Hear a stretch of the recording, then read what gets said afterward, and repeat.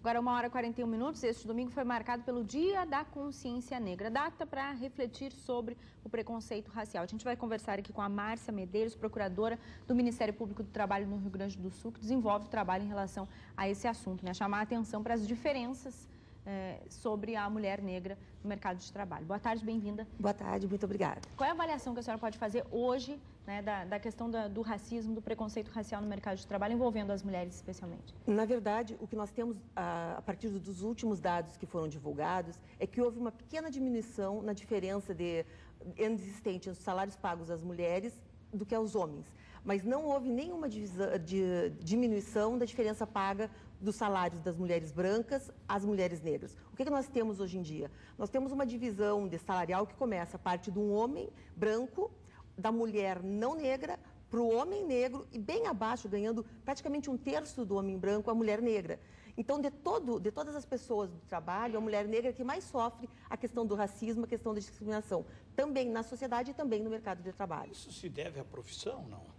Não, a função das mulheres negras, não? Que são mais domésticas, enfim. Na verdade, é uma consequência de uma série de fatores. Porque se nós pegarmos, por exemplo, os cargos de chefia no nosso país, e nós não estamos falando só de Rio Grande do Sul, mas do Brasil, a partir, por exemplo, de São Paulo, Salvador, para cima, Bahia para cima, que é predominantemente negro, nós temos só 0,3% de mulheres negras exercendo função de chefia, de gerência nas empresas. Então, o que nós temos? Nós temos a escolaridade das mulheres negras é menor, a existência de creches para essas mulheres poderem deixar, essas trabalhadoras poderem deixar seus filhos é menor.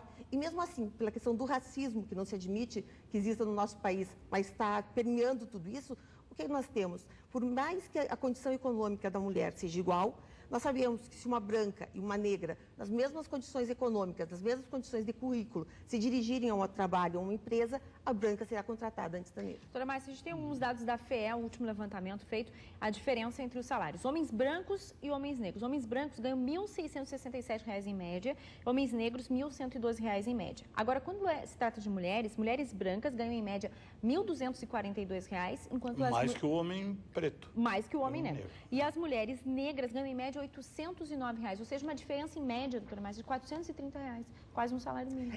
Na verdade, nós não podemos esquecer que além dessa diferença brutal de salário, nós temos diferenças, por exemplo, as mulheres negras quando vão procurar um trabalho, o trabalho que lhes é oferecido é um trabalho escondido.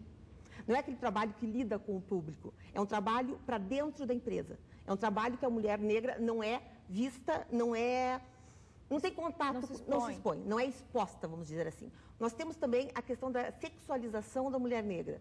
Muitas vezes, quando essa mulher negra vem a público, ela vem na condição, por exemplo, de uma imagem toda que foi criada, por exemplo, em cima da mulata no nosso país.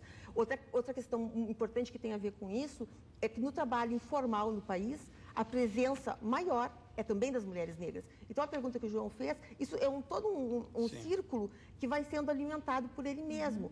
A falta de escolaridade, a falta de creches para as mulheres poderem deixar suas crianças, a sair mais cedo da escola por causa da gravidez precoce nas mulheres, faz com que essa situação seja mantida. E como reduzir essa diferença? O principal papel é de quem? Bom, na verdade, é um papel da sociedade e a primeira questão mais importante é reconhecer que isso existe. Porque na grande maioria dos casos, todo mundo acha que não existe racismo. É um preconceito velado, né? E é o mais difícil de combater. Porque quando a gente admite que tem alguma coisa, nós sabemos com quem nós estamos lutando. Quando nós achamos que isso não existe, nós não temos com quem lutar, contra quem lutar. Então, é admitir que isso existe, não se conformar com isso. As mulheres negras têm que se dar conta que não é natural o preconceito, que não é natural ela ocupar esse espaço, que ela tem tanta capacidade quanto um homem branco ou uma mulher branca. Então, denunciar essas situações de discriminação, seja no local de trabalho, seja na sociedade de um modo geral. Não se conformar com isso e lutar contra esse preconceito. Contra Garcia, antes da tua colocação, deixa eu só ler um e-mail aqui do Jorge Eli da Silva, que diz o seguinte: impostos e contribuições são cobrados igualmente para brancos e negros, né? Uma posição dele aqui falando que isso é uma indignação, realmente que tem que se indignar, porque não pode haver desigualdade no momento em que o pagamento dos impostos é feito da mesma forma. Se nós pegarmos, por exemplo, os meios de comunicação, a própria mídia, isso é passado de uma forma até que não se dê conta de uma forma explícita, mas está. Os papéis que são exercidos para os negros em novelas, em filmes, apesar disso estar sendo alterado de alguma forma, ainda é muito devagar. Até no próprio jornalismo também, né? Nos surpreende muitas vezes um negro apresentando um telejornal. Da mesma forma, eu soube por colegas de vocês, por colegas de jornalismo, que no momento que aquele repórter negro que apresenta o Jornal Nacional nas férias dos apresentadores que ficam comumente na mesa, chovem reclamações dizendo que ele não tem condições de apresentar o jornal.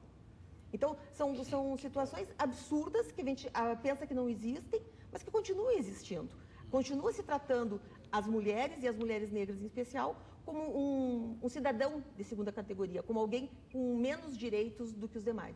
Tá certo. Procuradora do Ministério Público do Trabalho, Márcia Medeiros, obrigada pela sua participação aqui no Boa Tarde. E comunica bem, doutora Márcia.